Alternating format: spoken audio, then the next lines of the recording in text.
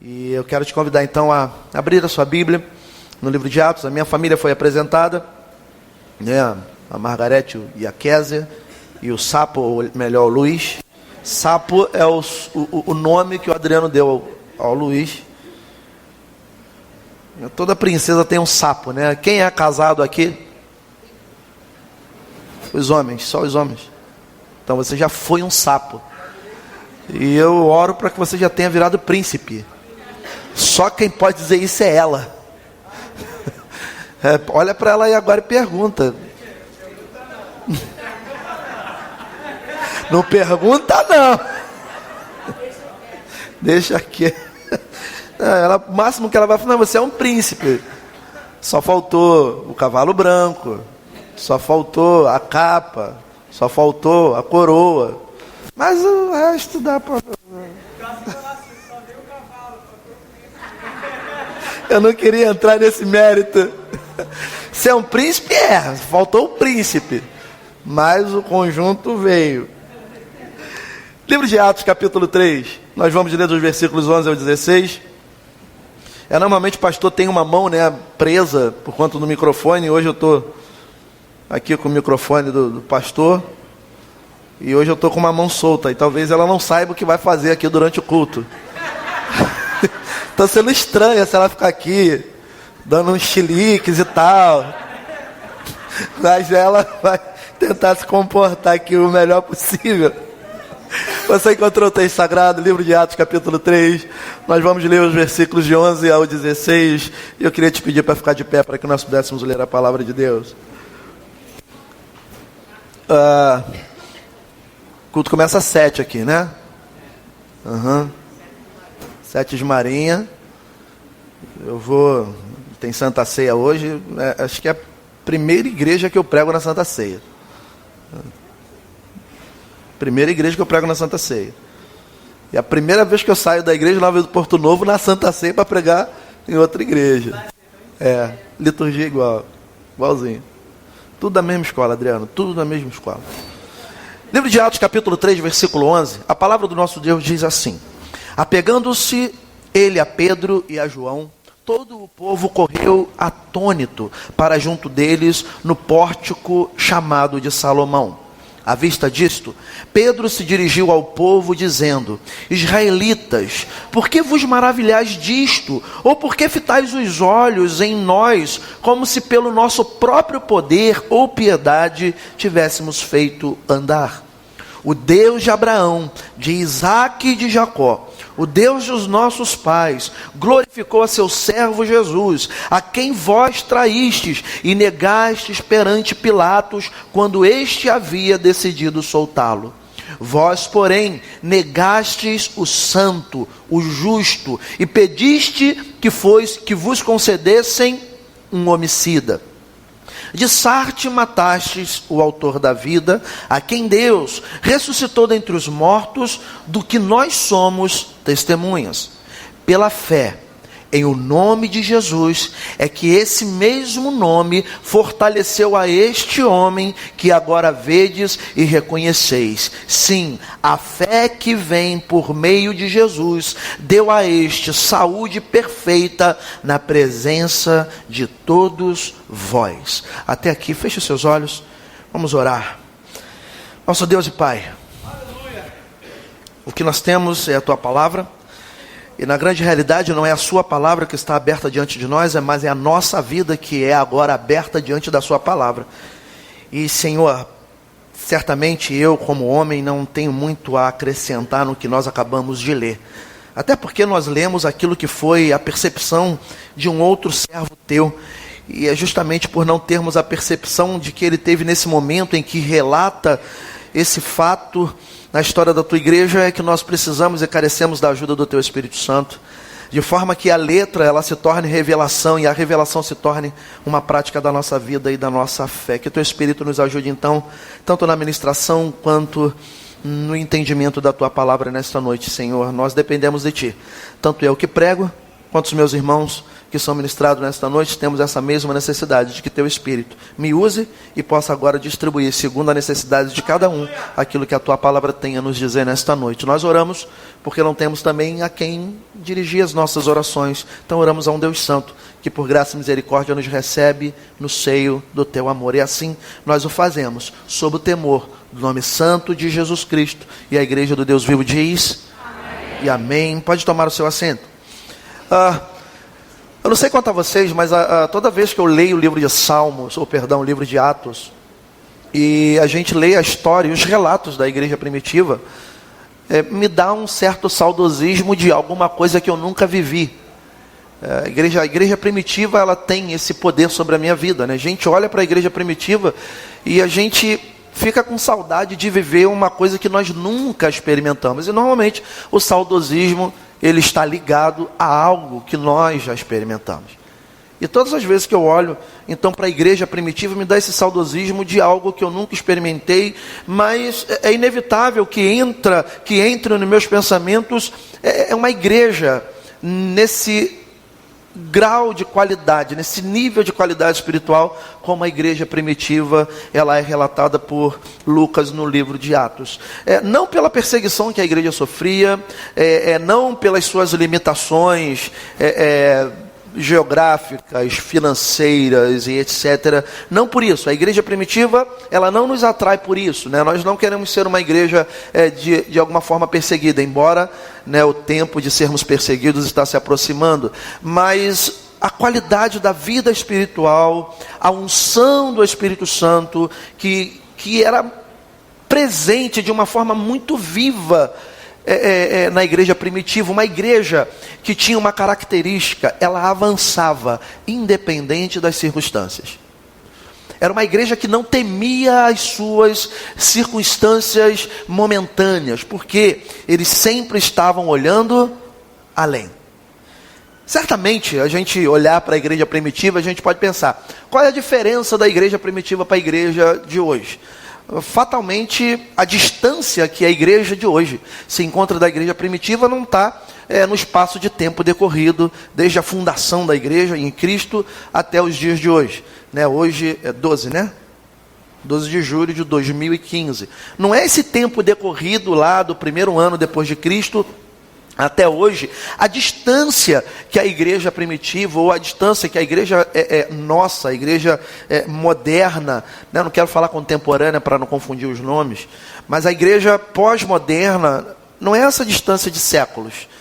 A distância que a gente vê é uma distância muito mais da qualidade espiritual da igreja primitiva do que do tempo que se passou. Hoje as igrejas são admiradas pelo quê? Pela suntuosidade arquitetônica dos seus templos, pela qualidade do louvor que faz bombar. As igrejas são conhecidas pelas suas baladas e pelas suas atividades eloquentes e etc. E a igreja primitiva, ela não era admirada pelas suas qualidades arquitetônicas, nem tampouco pela qualidade do ministério de louvor, nem tampouco pela eloquência do seu pregador. Era uma igreja que era admirada pela presença do Espírito Santo nela. E a gente, enquanto ministério que faz aniversário, a gente precisa olhar para a nossa vida de forma que nós também, além de termos um bom lugar para culto, termos um bom louvor, termos uma boa palavra do púlpito, mas a gente também precisa ter uma unção que seja viva, presente, real e ativa no nosso meio, que é a presença e a ação do Espírito Santo, sem o qual nada do que nós temos feito pela fé poderia ser feito. Eu costumo falar lá na igreja que a nossa vida espiritual é igual aquela conta básica de matemática, claro que a conta é matemática. 9 fora, Espírito Santo fora, nada. Tira ele, o que sobra? Nada. Por quê?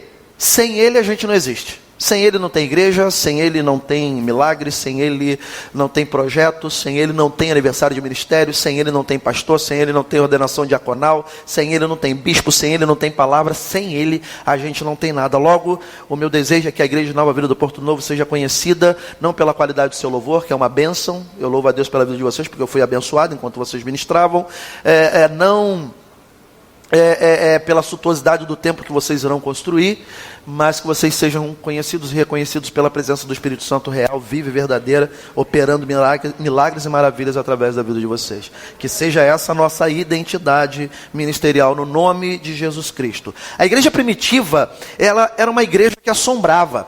E quando eu falo assombrava, você vai, por que era uma igreja que assombrava? Porque ficar todo mundo lá,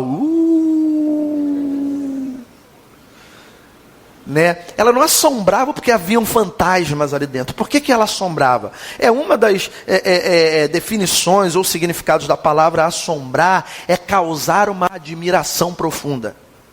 A igreja primitiva, ela causava essa admiração profunda nas pessoas. E hoje, como igreja, o que nós temos feito para assombrar o mundo? Não é dar susto no mundo, assombrar o mundo com a presença de Deus.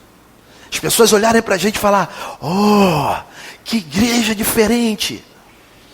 Nós somos conhecidos, infelizmente, a nossa fama como crente hoje, ela é muito mais pejorativa do que de qualidade. Né? Antigamente, quando você falava que era crente, todo mundo mudava a forma do diálogo.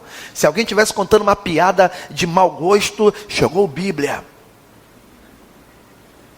Né? Você ia para os seus encontros familiares e a família estava lá bebendo cerveja, pá. E quando você chegava, o nego botava a latinha debaixo da cadeira. Chegou o crente aí, vamos respeitar o irmão, né? Você nem era pastor, o pessoal fala pastor. Infelizmente isso foi se perdendo na igreja, né? Hoje eu já tive algumas experiências. A gente é pastor há 6 anos só, né? E por 2 oportunidades eu tentei falar que eu era pastor, fiquei com uma vergonha. E uma dessas oportunidades, o carro do meu filho havia sido furtado e nós estávamos lá em Deodoro. E nós tínhamos esquecido um documento lá do carro que precisava. E eu falei, meu querido, eu sou pastor, e preciso mentir para você. Você fala para mim que é pastor, não está me dizendo nada, acabamos de prender um. Eu falei, então esquece que eu sou pastor. Eu sou um homem de palavra e infelizmente isso tem acontecido com muita frequência. E nós precisamos resgatar isso para a igreja de Cristo Jesus no nosso tempo. Uma igreja que assombra as pessoas pela qualidade da sua vida espiritual, pela verdade, sinceridade pela qual ela serve ao Senhor. E daí, a primeira pergunta que nós precisamos nos fazer como igreja, e igreja não é esse lugar, a igreja somos nós, que é o templo, o lugar onde a gente se reúne para adorar a Deus. A primeira pergunta que a gente precisa fazer é, o que nós temos feito de prático para assombrar o mundo que nós vivemos? E uma outra pergunta que nós precisamos fazer, o que nós estamos fazendo para causar um impacto positivo na sociedade onde nós estamos inseridos? O meu desejo é que a Igreja Nova Vida do Porto Novo, do Porto Novo também, de Tribobó. Esquenta não que eu estou com sono, tá, gente? E estou mesmo. Vou dar meu testemunho aqui. Eu sou um pobre pastor.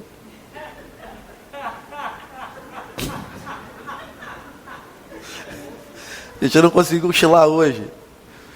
Né? Fizeram uma feijoada na igreja. Saí 2 e tanto. Estávamos saindo do terreno da igreja. Um vizinho lá passou mal. Aí o pastor faz o quê? Socorre, vizinho.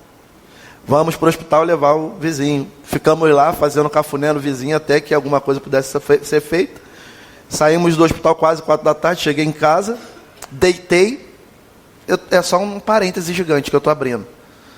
Fui ver o jogo do meu time. Aí, quando já estava perdendo de 1-0, eu vou ver Transformers. Aí, enquanto estou vendo Transformers, o relógio não para. Já dizia Cazuza, né? O tempo não para. E daí deu a hora de levantar. E levantar porque minha esposa marcou reunião 5h30 na igreja. Aí 5h30 eu tinha que levá-la para a igreja. Fui para a igreja. Aí agora eu vim para cá direto. Então imagina, né? Tribobó, Porto Novo, hoje é tudo igual, a mesma coisa. Pastor é todo mundo o mesmo nome. Então me perdoem qualquer equívoco aqui no meu falar. Bom, que tipo de atitude nós temos tido para causar um impacto positivo na sociedade?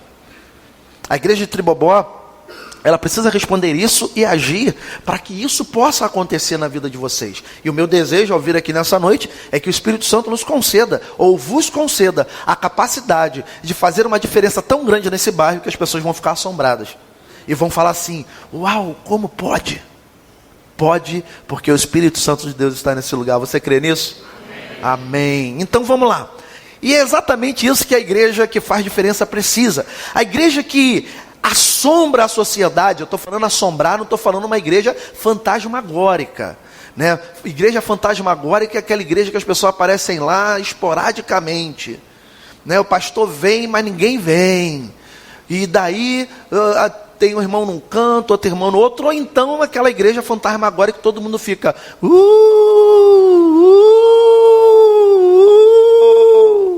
O pessoal vem, é uma igreja, não estou falando dessa igreja, eu estou falando de uma igreja assombrosa, uma igreja cheia do Espírito Santo, uma igreja cheia da vida do Espírito Santo. Eu não falo de uma igreja ativista, mas de uma igreja viva. Ativismo não é sinônimo de vida. Ativismo é correria desvairada sem propósito. A igreja ela tem um propósito e ela precisa estar viva para que esses propósitos eles sejam alcançados. Uma igreja assombrosa, ela faz com que as pessoas se perguntem: o que é isso que eles estão fazendo? Como pode eles fazerem tal coisa? Quer ver? Volta aí, capítulo 2, versículo 12 de Atos.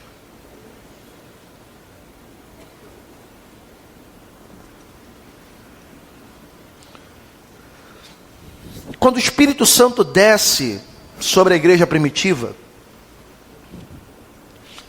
e os homens e as mulheres, eles começam a falar em outras línguas, e línguas conhecidas, porque as pessoas que estavam ali entendiam o que eles estavam falando na sua língua nata. No versículo 12 eles dizem assim: todos atônitos e perplexos, eles interpelavam uns aos outros, dizendo: que isso quer dizer? A igreja assombrosa, ela causa essa expectativa na sociedade. As pessoas olham para ela e dizem: gente, que é isso? Nós caímos na asneira de comprar um terreno lá no Porto Novo. Alguém virou para a gente e falou: vocês são loucos, comprar terreno. Quantos anos vocês têm no ministério? Eu falei: a gente está aqui há 6 anos, mas como igreja emancipada há 3. Vocês são loucos, comprar terreno. Como é que vocês vão pagar isso? Eu falei: não sei. A gente comprou, agora quem vai pagar é quem? Deus. Como? Através da vida do povo. Amém ou não amém? Porque Deus ele não vai botar dinheiro na conta da igreja, vai? Não, mas ele vai abençoar o teu trabalho. Quantos precisam que o trabalho seja abençoado aí? Então, que Deus abençoe o teu trabalho. Amém? Quando Deus abençoar lá, você abençoa o ministério aqui. Amém? Se sobrar, fique à vontade. Uma igreja assombrosa, ela é identificada pela qualidade da sua vida espiritual, ou a qualidade da vida espiritual dos seus membros. Ela não é conhecida só porque o pastor tem uma excelente palavra, mas a qualidade de vida espiritual dos seus membros. A igreja assombrosa, ela é cheia de pessoas que têm graça. Não são pessoas que vivem uma vida sem graça, uma vida de autopenalização. Crente oração, né? A gente ora por mim, nunca ora por ele mesmo. Uma igreja assombrosa, ela é uma igreja cheia de pessoas que têm ousadia. Enquanto nós agirmos dentro da nossa capacidade, nós nunca vamos experimentar o sobrenatural.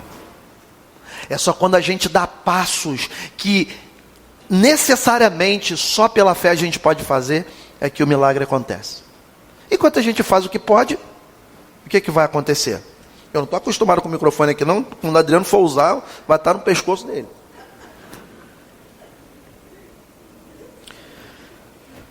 Uma igreja assombrosa,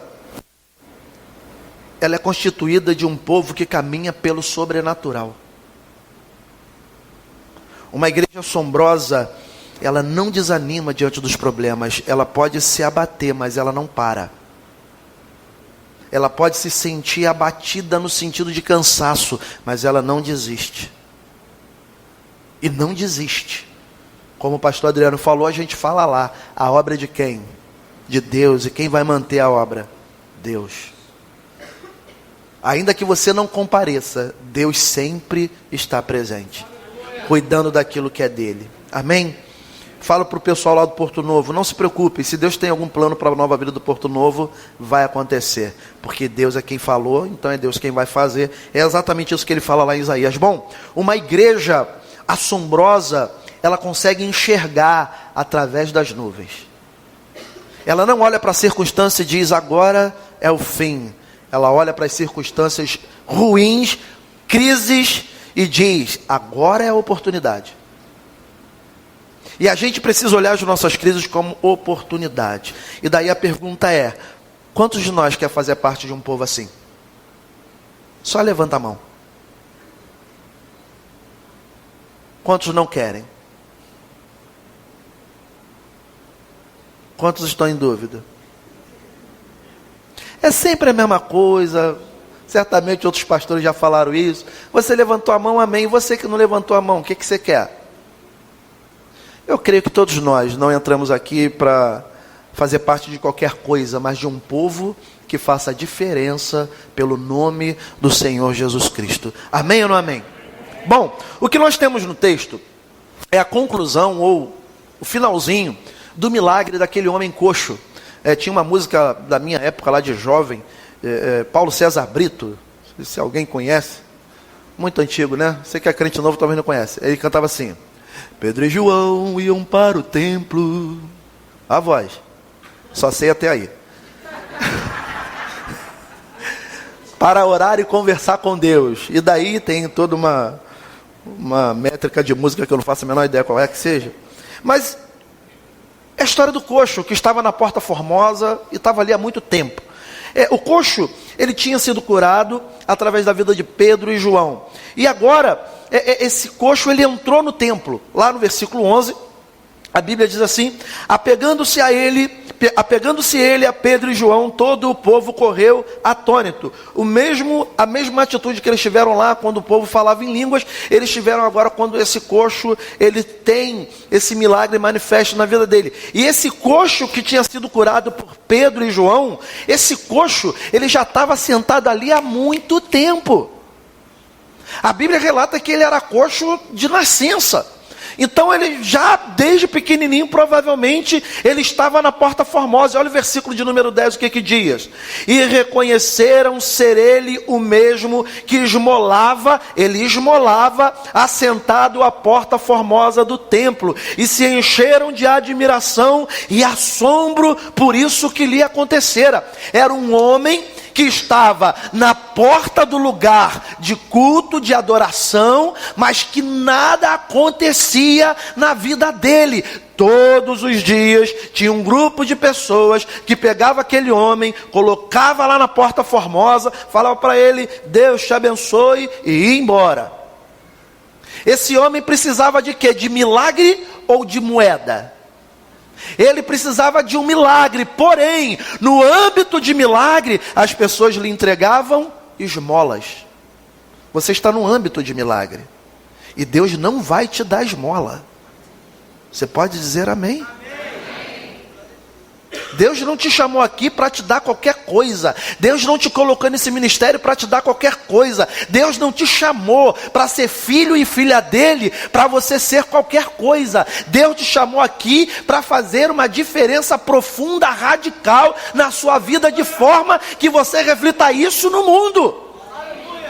Esse homem, ele estava sentado ali, há muito tempo. E Pedro e João já tinham visto ele algumas vezes. E foi nesse dia que Pedro ousou. Foi, gente, todo dia passa aqui, esse homem pede esmola. Provavelmente o dia que Pedro tinha esmola, ele pegava uma moedinha, e dava para o coxo. Mas nesse dia ele estava duro, igual a gente. E ele, olha, eu estou sem moeda hoje. Mas eu tenho algo que eu posso te dar. Então, fica de pé no nome de Jesus. E aquele homem, de um salto, se colocou de pé. Não, você pode ficar sentado. Já foram curados, em nome de Jesus. Pedro olha para aquele homem e fala, fica de pé em nome de Jesus. De um salto ele se coloca de pé. E as pessoas agora, quando veem ele entrar no templo, eles ficam atônitos. Ora, não é esse aquele que a gente dava esmolinha para ele lá fora o tempo inteiro? O que eu quero trazer para vocês, amados, no nome de Jesus? Eu quero te mostrar que Deus, Ele pode fazer milagre em situações que a gente já considera normal. Existem coisas na nossa vida das quais nós não gostamos, mas a gente já acha normal. Deus está te falando que aquilo que é normal para você, para Ele pode ser fonte de milagre. Era normal aquele homem na Porta Formosa. Era normal as pessoas colocarem ali ele todos os dias. Era normal ele pedir esmola para todos que passavam. E Deus, Ele faz aquilo que era normal, algo extraordinário. Ele muda a vida de um indivíduo para transformar a perspectiva de um monte de outras pessoas. Deus te trouxe aqui para mudar a sua vida, para que a partir da sua vida as demais pessoas sejam impactadas.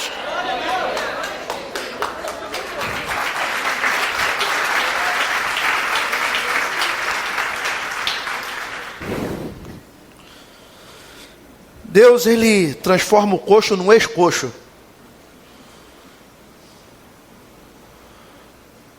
E por ter feito daquele homem um ex-coxo, as pessoas ficaram assombradas. Você vai ser um assombro nesse ministério. As pessoas vão olhar e vão falar, uau, como pode? Nossos ministérios serão um assombro na sociedade. Eles vão olhar para a gente, uau, como pode? As circunstâncias tentam roubar isso da gente. As lutas tentam roubar isso da gente. As crises tentam roubar isso da gente. É por isso que o autor de Hebreus vai falar para a gente lá no capítulo 12. Olhem firmemente para o autor e consumador da fé de vocês, Jesus Cristo. A nossa esperança não está em homens, mas está no Deus que nos chamou. Amém? Até porque se a gente esperar a resposta de gente... Falei para o povo lá, olha, eu não espero nada de vocês. Não de forma pejorativa. Porque se eu colocar as minhas expectativas na vida de vocês, eu vou me frustrar. Da mesma forma, se vocês colocarem expectativa na minha vida, eu vou frustrar vocês. A nossa expectativa tem que estar no Senhor. Feliz a nação cujo Deus é o Senhor. Maldito o homem que confia no braço do homem. Mas bem-aventurado aqueles que confiam no Senhor. A nossa esperança é o Senhor, amém? A nossa esperança é o Senhor. Deus está nos chamando para que nós possamos fazer a mesma coisa como igreja. Vocês aqui em Tribobó, vocês precisam assombrar as pessoas com a mensagem do Evangelho de Jesus Cristo. Como igreja, vocês precisam exalar o bom perfume de Cristo por onde quer que vocês estejam. Como igreja, as suas ações devem ser exatamente as ações que Cristo tomaria em meio à sociedade. Aleluia! Deus te chamou para ser uma igreja assombrosa. Para não passar pela vida, mas para fazer diferença na vida de muitos, para a glória de Deus, no nome de Jesus Cristo. Você foi chamado para ser um ministério assombroso, Adriano. As pessoas olharem para você e vão falar, uau, esse cara é pequenininho, mas ele, poxa vida. E é assim que Deus quer fazer com a gente. Muita gente não dá nada pela gente. Só que a gente ganhou, foi selado com um valor imensurável. Deus entregou o próprio Filho para morrer no nosso lugar. Ainda que ninguém aqui acredite em você, tem um que acredita, e esse um é Deus. Ele sabe que se você unir forças a Ele, você pode fazer diferença por onde quer que você for. Amém? Ouça. Para que nós possamos dar uma resposta ao mundo, ao diabo, e a todos que não acreditam na manifestação do poder de Deus, nós precisamos romper com a superficialidade espiritual que ronda a igreja do século 21. Nós não podemos nos deter ou nos ater àquilo que é superficial. Como o autor de Hebreus vai falar, é o tempo de nós deixarmos o pãozinho, o café com leite e nos alimentarmos de algo mais sólido. Eu creio em milagres, você quer milagres? Eu creio que o cego possa voltar a enxergar, que o coxo pode voltar a andar. Eu creio que a estéril pode engravidar. Eu creio, porque a palavra de Deus diz isso. E o Deus que nós servimos, Ele não mudou. Ele é o mesmo ontem, hoje e será eternamente. O que te preocupa? O mundo tenta falar para a gente que o que nos preocupa é a vida cotidiana. E a Bíblia diz que o que nos preocupa é a eternidade. E nós já estamos nela, porque o Filho de Deus morreu no nosso lugar e o reino de Deus já está dentro de nós. Você entende assim? Diga amém. O que acontece é que muitas pessoas, elas caminham para o culto como se elas fossem para um encontro social. Quando o pastor ele conclama a igreja para vencer os desafios, alguns batem de ombro, esquecendo que é na unidade do corpo de Cristo que a obra de Deus ela é feita com excelência. Livro de Efésios vai dizer lá, olha, é a justa cooperação de cada parte que efetua o seu próprio aumento para a edificação de si mesmo. É a cooperação de cada parte do corpo de Cristo que faz com que a obra de Deus ela seja feita com excelência para a glória de Deus. E Deus te chamou para fazer essa obra. Você é uma peça de toda essa engrenagem que Deus criou. Se você faltar, vai faltar alguma coisa. Você é importante. Porque Deus te chamou para ser importante. Não porque você merece ser importante, mas porque Deus resolveu te fazer importante. A saber que vocês e eu e nenhum de nós fomos comprados do nosso fútil proceder, como disse Pedro, por ouro, prata ou pedra preciosa, mas pelo precioso sangue de Cristo Jesus. É o sangue de Cristo que te faz especial. Noves fora. Se tirar o Espírito que sobra, é por isso que você é especial, porque o Espírito Santo de Deus habita em você. Amém? Especial não quer dizer melhor do que os outros. Só especial. Nós não somos melhores do que ninguém. Você acha que Deus ama mais o pastor Roberto do que o rapaz que está ali no bar bebendo? Deve até amar mais ele do que eu, porque eu já sei que sou pecador mesmo. E de vez em quando dou umas caneladas em Deus. Imagine lá o rapaz que ainda não tomou consciência. Então Deus deve amar mais ele, amém? Não, irmão, pelo amor de Deus. Aí vocês me mataram. Deus nos ama por igual, porque Deus é assim. A igreja que assombra, ela está sempre na expectativa de um milagre. Você precisa ter expectativa de milagre na sua vida. Olha o que acontece lá no versículo 12. À vista disto, Pedro se dirigiu ao povo dizendo: israelita, por que vocês ficaram maravilhados com isso? As pessoas elas estavam ali cultuando a Deus, mas elas tinham perdido o contato com o milagre. E quando o milagre aconteceu na igreja primitiva, elas ficaram, é verdade esse negócio.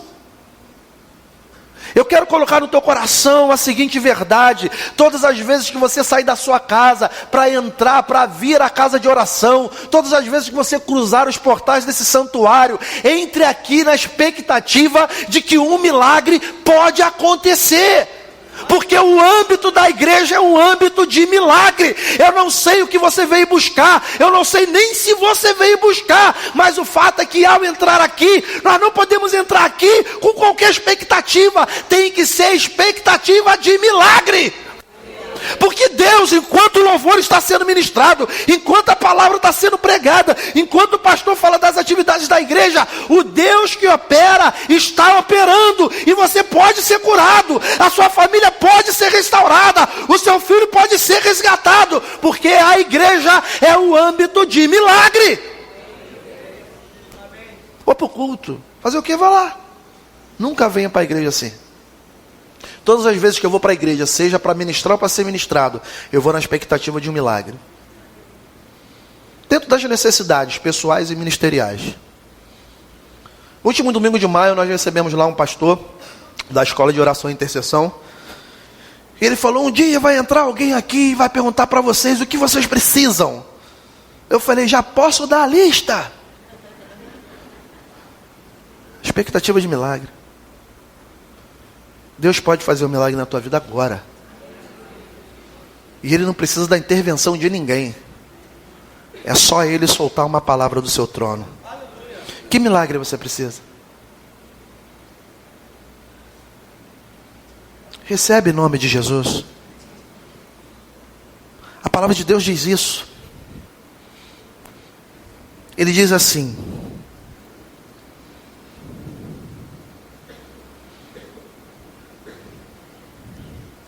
pela fé em o nome de Jesus, é que esse mesmo nome fortaleceu este homem, que agora vedes e reconheceis. Sim, a fé que vem por meio de Jesus deu a este saúde perfeita na presença de todos vós. No aniversário da igreja de Nova Vida de Tribobó, o que esse ministério precisa de milagre? Qual milagre que esse ministério precisa?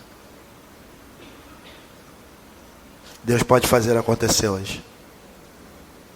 Quantas vezes você entrou por essas portas na expectativa de que algo acontecesse? Isso pode acontecer hoje. Porque o Deus a quem servimos é um Deus que nos assombra, ou seja, Ele nos deixa atônito com aquilo que Ele pode fazer. E o mais importante, a sua vida pode ser um canal de milagre na vida do outro. Porque Deus te chamou para isso. E o meu desejo é que a igreja de Nova Vida de Tribobó se torne isso. A cada ano, a cada aniversário, que vocês cresçam e que Cristo apareça. Que a unção do Espírito Santo seja dia após dia mais evidente nesse ministério. Que a palavra que sai desse altar, ela possa encontrar abrigo na alma de cada um dos membros dessa igreja, de cada um dos visitantes dessa igreja. Que o pastor Adriano, dia após dia, ele tenha mais unção na ministração, seja do altar, seja do gabinete. E que você, como membro dessa igreja, seja dia após dia mais cooperador com tudo aquilo que Deus tem colocado no coração do teu pastor.